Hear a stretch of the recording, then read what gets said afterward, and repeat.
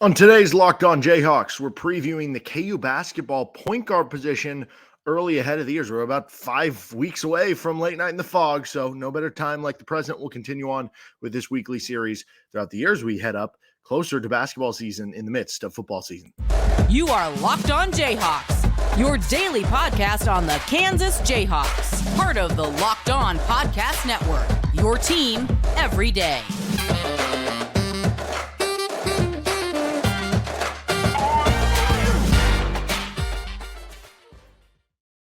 I'm Derek Johnson. You can hear me as well Monday through Friday from 3 to 6 p.m. on KLWN in Lawrence with Rock Chalk Sports Talk. Thanks for making Locked On Jayhawks your first listen every day. We are free and available wherever you get any of your podcasts. You can also like and subscribe to our show and find us on our YouTube page.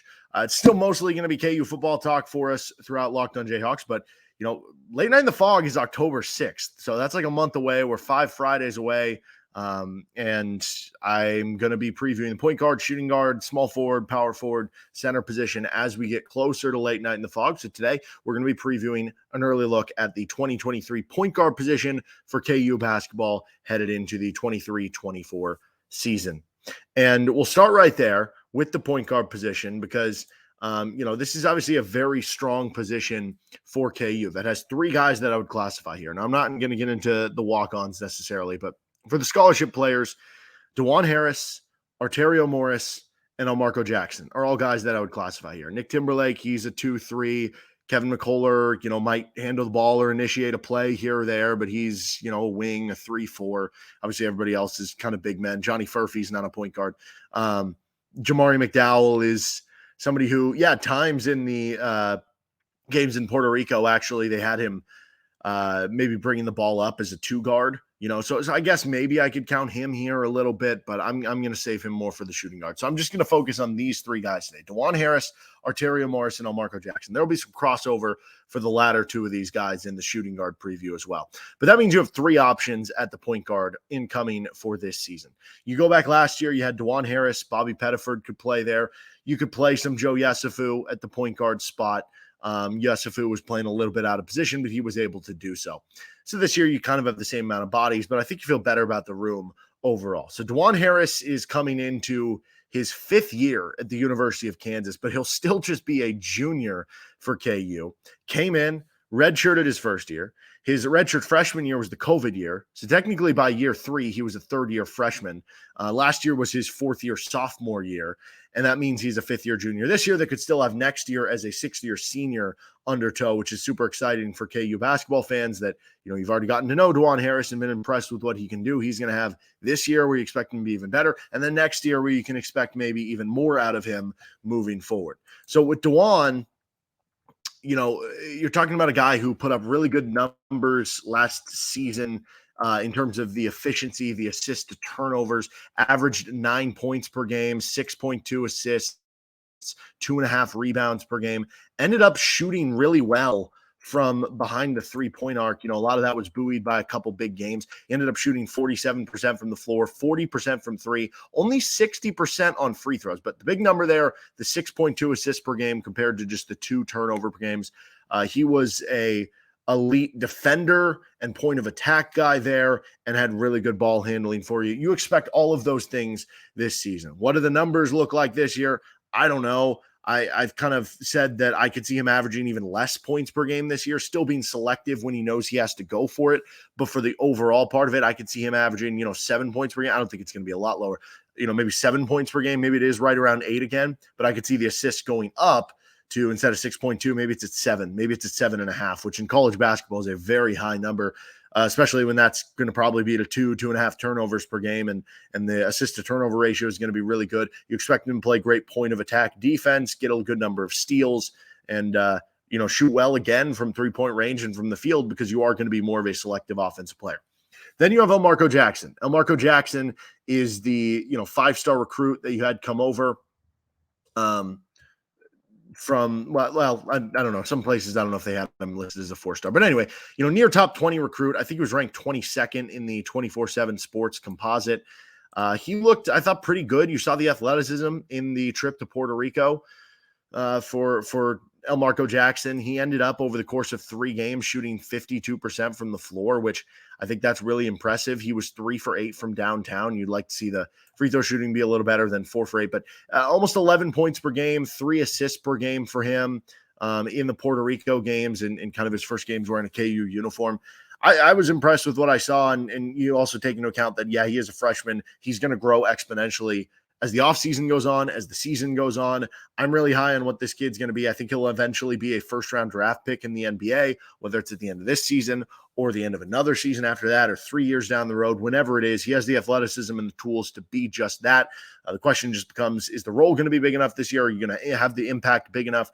It wouldn't shock me because I am very high on Elmarko Jackson, what he can bring to the table. Now, is he going to only be used as an off guard? Is he only going to be used when he's on the floor next to Dajuan Harris or next to Arterio Morris?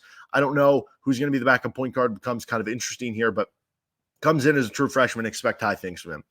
Then you have Arterio Morris. Morris comes in as a true sophomore. He spent his freshman year as a 5-star recruit at Texas. And yes, he only played 11 minutes per game at Texas, to where, you know, some people I've seen kind of say like, oh, why would you have big expectations? If he only played 11 minutes per game at Texas, why is he going to play 20-25 at Kansas the next year? Well, some of that's situational. You look at the Texas guards a season ago. You had Tyrese Hunter, who's, you know, kind of an all Big 12 type of caliber guard, or at least adjacent, good player, right? You have Marcus Carr, who was coming back for his second year with Texas in like 5th or 6th year of college basketball, obviously a good guard at the collegiate level. Serge Jabari Rice is playing for you at like the 2 position, which blocks one of the guard spots. He's the Big 12 6th man of the year. And for my money, he might've been the best of those guards. He was really good and super efficient from a season ago. So you have those 3 guys, and that makes it really tough to get on the floor, in addition to having depth at the 3 and 4, where it's going to be hard to play, 3 point guards together. So, yes, he only played 11 minutes per game, but it's because there was a lot of other talent kind of sitting around him that it was just hard to crack the rotation in year 1. But even when he was on the floor, especially as the season went on, you go back and watch the Big 12 championship game, he was hounding KU guards, and he was somebody who really came on at the back half of the season with his 3-point shooting percentage, which makes you think, is he starting to live up to that potential? And he's one of those players who, he's a former 5-star recruit. This is the year that everything's going to click together. I think the idea from his camp is that he's going to be a one and done. I think Arterio Morris and his camp want this to be 1 year and then I'm off to the NBA. Most probably players feel that way. Obviously, if you can be off to the NBA in 1 year, great. We'll see if that ends up happening. We'll see if the role is big enough or if it has to be a couple more years. But certainly, I expect him to be playing a lot of minutes. I expect that for all these guys. This isn't just the case where you have 3 point guards and one of them's probably just going to ride the bench the whole year and be a reserve player who plays spot minutes here or there and is only out there in case there's like injuries or foul trouble. All 3 of these guys I expect to have big roles in the rotation, and to not just play possibly point guard minutes, but to play 2 guard minutes, pretty much with the exception of Dajuan, because he'll just be, when he's out there, he is, the point guard. He's the guy. So all of them are going to have big roles on this team, and all of them are very talented in different ways.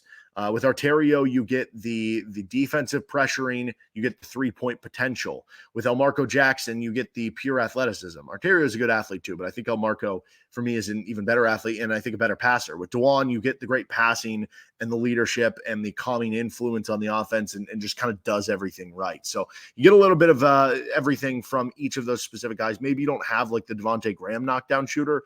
Maybe that's the one thing kind of missing from this group. But overall, it's a very good point guard unit from where you were this year. Let's get into if it's better than it was a season ago. Is this unit the best in the Big 12, one of the best in the countries at the point guard position? Coming up in a bit. I also want to get to minutes rotations of how these guys could play out and how that kind of point guard situation could play out coming up in just a moment. First, this episode of the Locked On Jayhawks is brought to you by eBay Motors. For a championship team, it's all about making sure every player is a perfect fit. It's the same when it comes to your vehicle. Every part needs to fit just right. So the next time that you need parts and accessories, head to eBay Motors. With eBay Guaranteed Fit, you can be sure every part fits just right the first time around. Just add your ride to the My Garage and look for the green check to know your part will fit or your money back, because just like in sports, confidence is the name of the game when you shop on eBay Motors. With over 122 million parts to choose from, you'll be back in the game in no time. After all, it's easy to bring home a win when the right parts are guaranteed. Get the right parts, the right fit, and the right prices on ebaymotors.com. Let's ride. eBay Guaranteed Fit, only available to U.S. customers. Eligible items only. Exclusions apply. Okay, continuing on here with Locked On Jayhawks. What about the minutes projections for this point guard spot? Now, some of these players are going to be playing other roles than just point guard. They'll play at the two guard because most of the point guard minutes, the 40 minutes that you have, are going to be mostly devoted to Dajuan Harris. So we'll go through these position by position. As of right now, what I have Dajuan Harris down for 33 minutes per game.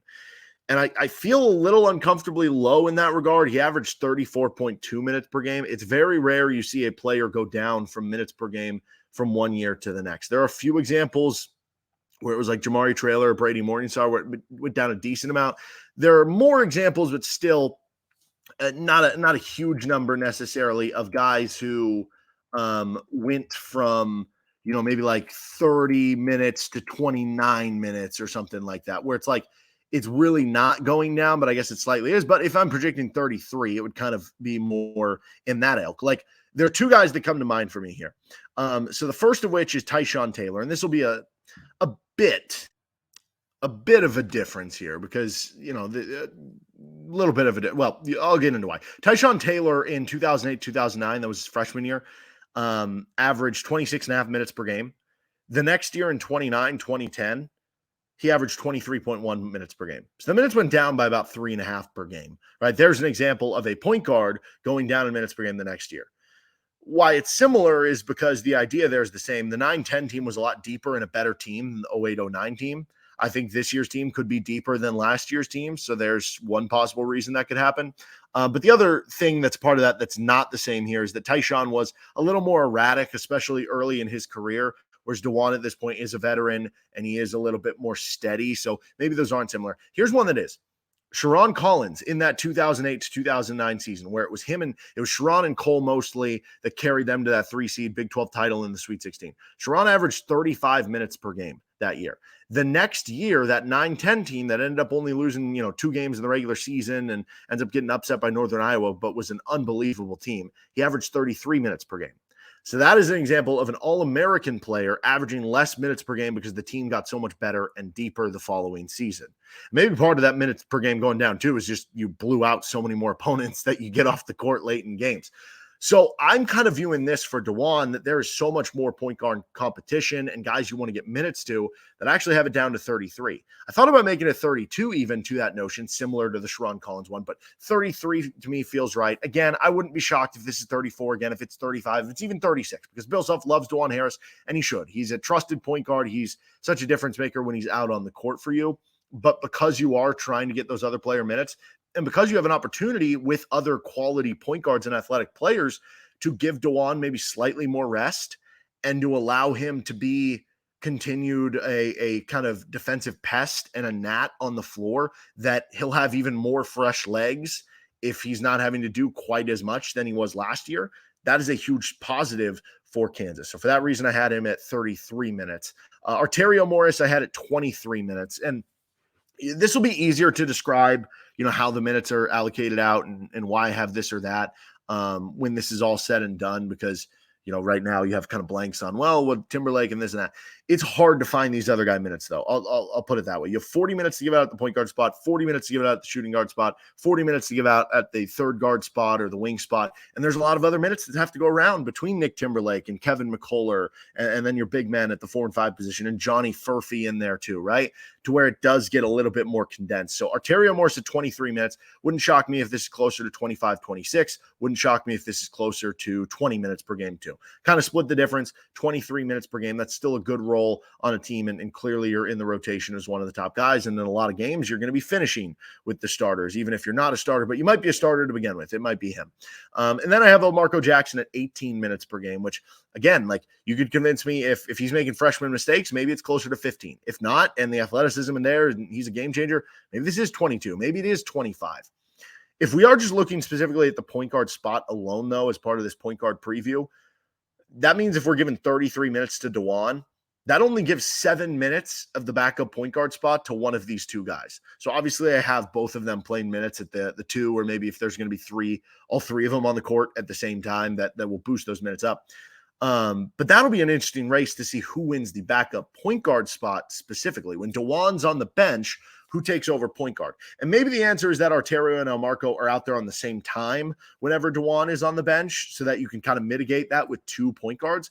But I kind of lean, if it was just one of them out there with Dajuan on the bench, I kind of lean right now on Elmarko. I think Arterio, I have giving more minutes, and that's not shocking. But I think if you're just looking specifically at the point guard spot, I think Elmarko is the better passer, has better vision on the floor, and is more of that kind of true point guard. Arterio might be more of a true scorer and defensive kind of point guard, to where that's why I think Elmarko could be that guy specifically with the backup point guard minutes. Now, this is obviously a regular season rotation that I'm doing these minutes projections on, and will continue to do these minutes projections on for the different positional previews. Once we get to the postseason, once we get to the end of the regular season, the Big 12 tournament, the NCAA tournament, rotations are going to narrow, because I have a, I guess, 9-man rotation right now with Furphy and Parker Brown in there. And I don't know. We'll see how real that is. It might be 8 by the time we get to Big 12 play. But once we get to the NCAA tournament, it'll definitely be 8, and it might even be 7. So we'll see what happens, right? What if Elmarko is not on the trusted side as a freshman and some of those minutes get cut off elsewhere? What if Nick Timberlake doesn't end up, getting into trusted rotation and some of that minutes go elsewhere? What if Johnny Furphy's not in the rotation and now you have extra minutes that you can give out to some of these guys that in crunch time, Dajuan's at 35 minutes per game and Arterio's at 27 minutes per game and Elmarko's at 22 minutes per game, right? That all these numbers could go up or be shaved off from kind of other spots. So the postseason rotation, regular season rotation, early season rotation, Big 12 rotation, they're all different types of rotations and trust levels for what Bill Selfs has. But this is just based on kind of an overarching thing and more so a regular season rotation. And I want to finish up. Is the point guard position better this year for Kansas than it was a season ago? And how good is this unit compared to the rest of the conference and the rest of the country with Locked On Jayhawks? Finishing things up with Locked On Jayhawks, is this position unit, is this point guard spot better than it was a season ago for Kansas? I think yes. You look at Dajuan Harris and you say, well, okay, I don't know if he's going to be a ton better than last year, right? Like, he might be the same guy. I would lean toward him being better. It's another year of college basketball, but there's a chance he's just the same guy, right? At the very least, that's the same. Now, again, I would lean that he's probably going to be a little bit better than he was last year. How much better? I don't know. I think he'll be a little better, though. Then you look at the backup point guard last year. I guess it depends which point in time was the guy. We want to talk Joe Yesufu as the backup point guard. By the end of the season, he was getting more of the minutes. I know Bobby Pettiford had to deal with different injuries at different points. Is Arterio Morris better than Joe Yesufu? Yes, I think that is a huge upgrade for you. Arterio's better defender. I don't think Joe was a bad defender, but I think Arterio is even another level there. Joe, in his time at Drake, was a really good shooter, but in his time at Kansas was not. So I think Arterio will be a better shooter for you there. And he is more of a natural point guard than Joe Yesufu was. So yes, that's an improvement to go from Arterio over Joe. And Arterio's bigger. It gives you more, not that Arterio is like a giant, but he's still longer and taller than Joe is. So that gives you kind of more flexibility there. So I think they're better there. They're better, if not the same, with Dajuan. And then Elmarko versus Bobby Pettiford. Like, I think Elmarko is better than Bobby Pettiford. He's solid, but Elmarko is an electric athlete. So if you have this electric athlete with Elmarko Jackson, that adds something to it that I think could be a better defender than Bobby Pettiford and gives you more to his game, and obviously has that potential. You're talking about you might be better at all 3 of your point guard spots this year than you were last year. So I don't think it's just better of a position unit than it was a year ago. I think it's significantly better than it was a season ago. Now, obviously, you're not going to be good with the wing position this year to where you were last year when you had Grady Dick and Jalen Wilson. Obviously, you still have Kevin McCullough. But when you look at having much better point guards, guard play wins in March. You feel better about your big position probably this year than you did last year. That's why this team has a lot of high expectations. They were 1 seed last year, and your point guard position might have gotten significantly better. And your team might have got significantly deeper in huge part because of a couple of these backup point guards. Now, where does this rank among the Big 12 in the country? Harder for me to say among the country, but Dajuan Harris, because of the stats, probably not going to be picked on like All-American teams and stuff like that. For my money, though, in terms of just value, most valuable point guards in the country, he's got to be one of the top 5.